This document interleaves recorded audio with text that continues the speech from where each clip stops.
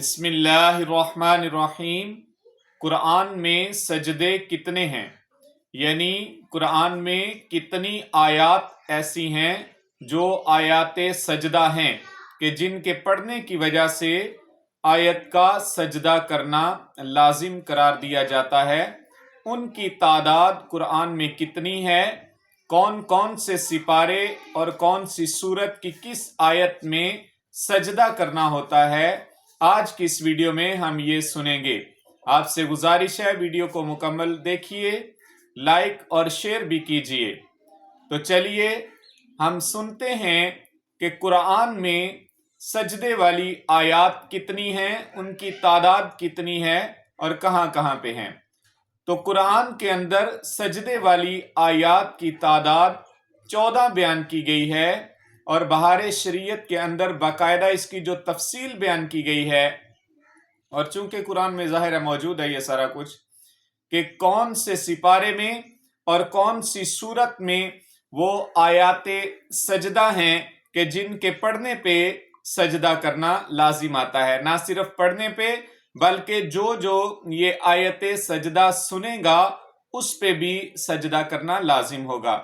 تو سب سے پہلے پارہ نمبر 9 سورۃ الاعراف کی آیت نمبر 206 میں، نمبر 2 پارہ نمبر 13 سورۃ الرعد کی آیت نمبر 15، نمبر 3 پارہ نمبر 14 سورۃ النحل کی آیت نمبر 49، نمبر 4 پارہ نمبر 15 سورہ بنی اسرائیل آیت نمبر 107 سے 109، نمبر 5 پارہ نمبر 16 سورہ مریم آیت نمبر 58، نمبر 6 پارہ نمبر 17 سورۃ الحج آیت نمبر 18، نمبر 7 پارہ نمبر 19 سورۃ الفرقان آیت نمبر 60۔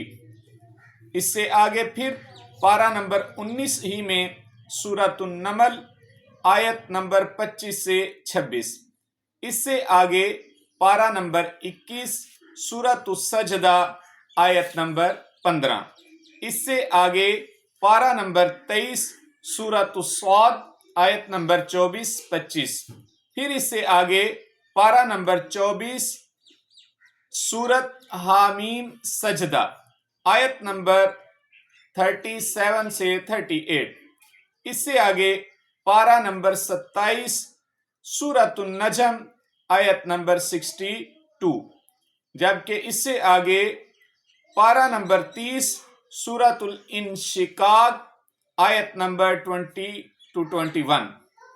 اس سے آگے آخری سجدہ جو ہے پارہ نمبر 30 سورۃ العلق آیت نمبر 19۔ تو یہ قرآن میں ٹوٹل 14 سجدے والی آیات ہیں، یعنی جن میں سجدے کرنے لازم ہیں۔ ان آیات کے جن میں سجدے کا مادہ پایا جاتا ہے، پڑھنے یا سننے کی وجہ سے سجدہ کرنا لازم آتا ہے، لہٰذا جو یہ آیات پڑھے یا سنے اس کو چاہیے کہ وہ سجدہ کرے۔ اور سجدہ کس طریقے سے کرنا ہے، اس کا طریقہ میں نے اس سے پہلے والی جو ویڈیو ہے اس میں بیان کر دیا ہے۔ اگر آپ تفصیل دیکھنا چاہیں تو آپ چینل پہ وزٹ کریں اور سجدہ تلاوت کا طریقہ جو ویڈیو ہے اس کو دیکھیں، انشاءاللہ اس میں آپ کو سجدہ تلاوت کرنے کا طریقہ بھی معلوم ہو جائے گا۔ اللہ پاک ہم سب کا حامی و ناصر ہو۔